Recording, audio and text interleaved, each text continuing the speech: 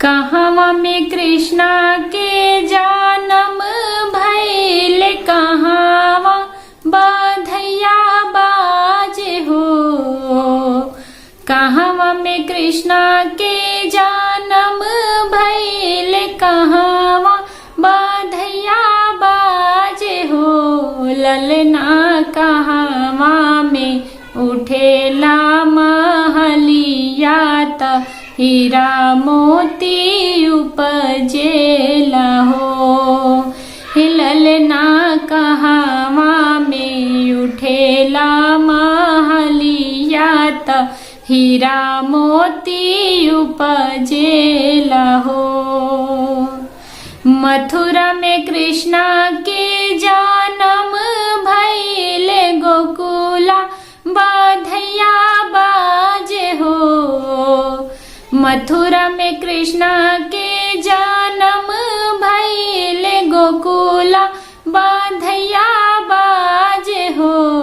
ललना द्वारिका में उठेला महलिया त हीरा मोती उपजेला हो। ललना द्वारिका में उठेला महलिया त हीरा मोती उपजेला हो। कई सखिया वेली गावत त कई सखी बजावत आवे हो। कई सखिया वेली गावत त कई सखी बजावत आवे हो।